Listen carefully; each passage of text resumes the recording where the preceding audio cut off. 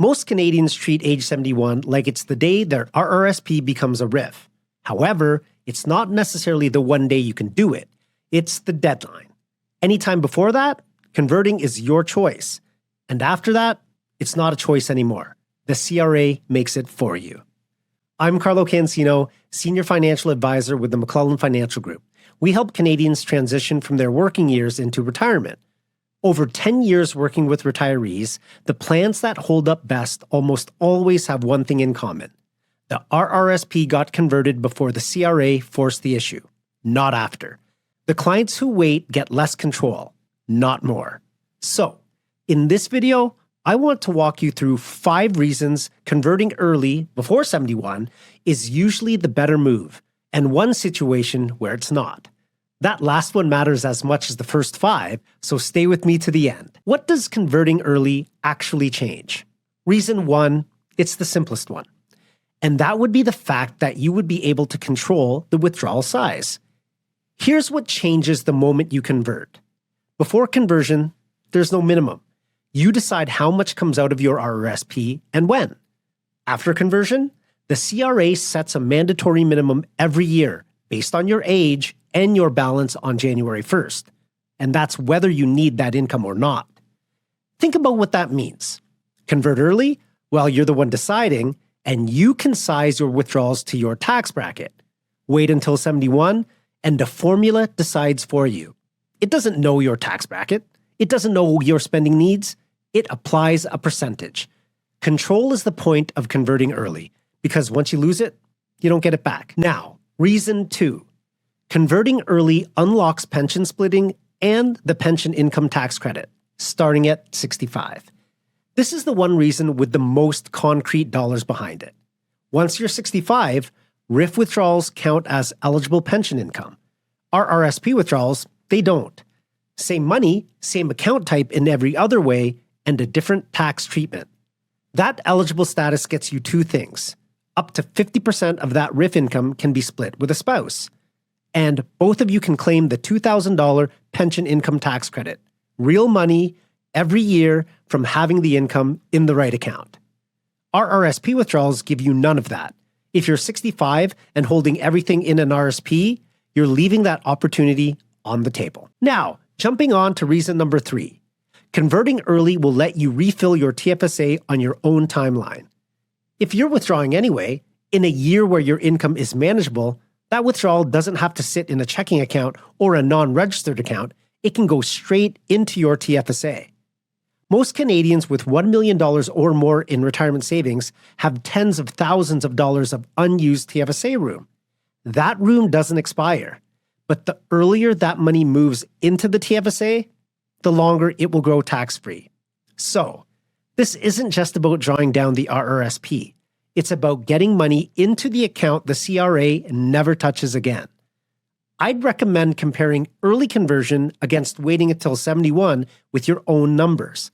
There's a link in the description where we can help you run it with a complimentary analysis of your portfolio. Now, the next 2 reasons will help picture what happens if you don't convert before 71.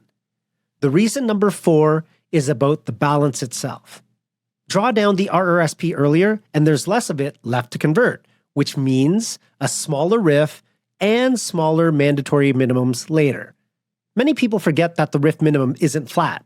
It starts around 4% at 65. By your early 70s, it's past 5%. Every dollar you withdraw early is a dollar that percentage never touches again. Leave the full balance untouched until 71, and you're handing the CRA a bigger number right when the percentage applied to it is also bigger. That's the worst combination, a bigger base and a bigger rate at the same time. So, converting early and drawing down gradually keeps that base smaller for the years when the percentage bites hardest. A smaller RRIF is just the setup. Reason number 5 is where this setup matters. So, our final reason why converting early is usually the better move is because it keeps you further from the OAS clawback stack-up. And this is where the first 4 reasons come together. Because if you wait until 71 to do anything, here's how it could affect you. So, your RRIF minimum starts, and your CPP is running, your old age security is also running. all three land on the same tax return at the same time. You haven't had a chance to manage anything. Let's remember, for 2026, the old age security clawback threshold sits at $95,303 in net income. Cross it, and you lose 15 cents of OAS for every dollar over. To put this into perspective, let's say your income lands at $105,000. That's $9,677 over the threshold. At 15 cents on the dollar, that's about $1,450 in OAS gone for that year alone. And that adds up fast when three income sources hit at once instead of being spread out. If you convert early, you've been managing your income level for years by the time CPP and old age security are both active. You're not walking into that threshold blind. Those are the 5 reasons. But before you convert everything tomorrow, there's one thing you need to weigh first. And that's the one reason not to do this. If you're working or you've got other income pushing you close to or above that clawback threshold, converting early doesn't really help you. It adds taxable income on top of the income you have. None of the upside, all of the tax. This isn't a decision you should make based on your birthday. It's based on your full income picture. Age 65 isn't a green light by itself, but your income tells you whether this makes sense now or in a couple of years. Because this doesn't apply to everyone, and pretending it does would be the wrong advice for a chunk of you watching this. So, here's a quick way you can implement to check yourself. Add up your expected income this year from all sources. Employment if you're working, CPP if it's started, any pension. If that number is close to 6 figures, converting the RRSP now stacks more on top of it. If it's not, the 5 reasons we covered are working in your favor, not against you. Okay, let's bring this all together. Converting early gives you control over the withdrawal size. It unlocks pension splitting and the $2,000 credit at age 65. It lets you refill your TFSA while you're managing the timing. It keeps your future mandatory minimum smaller. And it keeps you further from the old age security clawback stacking up at once. But if you're earning or close to that threshold, converting early adds tax with nothing to show for it.